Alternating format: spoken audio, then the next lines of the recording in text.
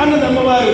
ఆపద్ధర్మం అంటే తప్పనిసరి పరిస్థితి కాబట్టి అని అమ్మవారు చెప్పగానే అలాగే వీరమ్మా అని పిల్లలంతా అన్నారు. మరికొంతమంది పిల్లలు అన్నారు, అమ్మ ఈ రోజు నువ్వు చెప్పావమ్మా బాగానే ఉంది, రేపు నువ్వు గుండ ప్రవేశం చేస్తున్నావు. ఆ తర్వాత ఏ మేనమామైనా తన కూతుర్ని మేనల్లునికి ఇవ్వకుండా వేరే ఊరిచ్చి పెళ్లి చేస్తే ఆ మేనమామ దంపతులని ఏం చెయ్యాలి అన్నారు.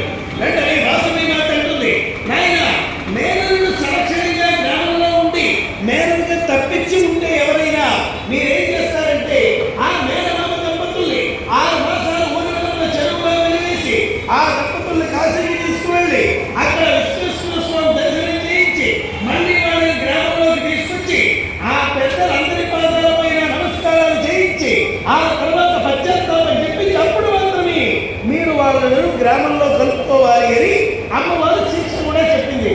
ఆ మాట వినగానే కన్యల తల్లిదండ్రులందరూ కూడా భయభ్రాంతులైనారు. ఇదేమిటమ్మా వాసవి, ఇంత పెద్ద శిక్ష మాకు వేస్తున్నావా? మా అమ్మాయిని మేనల్లుడు ఎలా ఉన్నా పెళ్లి చేయాలా, గుట్టోడైనా ఎలా ఉన్నా పెళ్లి చేయాలా అన్నారు. అమ్మవారు అన్నది, అలా సంరక్షణంగా లేకుండా ఉంటే పెళ్లి చేయండి, సంరక్షణంగా ఉంటేనే పెళ్లి చేయండి.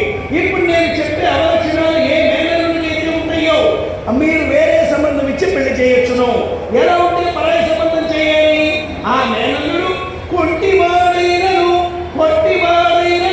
విటుడైన జటుడైన మధురుడైన కన్యకన్నను తను చిన్నవాడైనను పైద్య రోగి అయిన విద్యావిహీనుడైన నపుంసకుడైన తన పుట్టి వృద్ధి అయిన కన్యనివ్వరాదు అని అమ్మవారు చెప్పింది.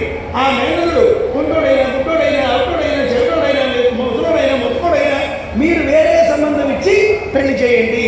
ఇలా కాకుండా మీ మేనల్లుడు సంరక్షణంగా ఉంటుంటే మీరు మీ అమ్మాయిని ఆ మేనల్లుడికి ఇచ్చి పెళ్లి చేయాలి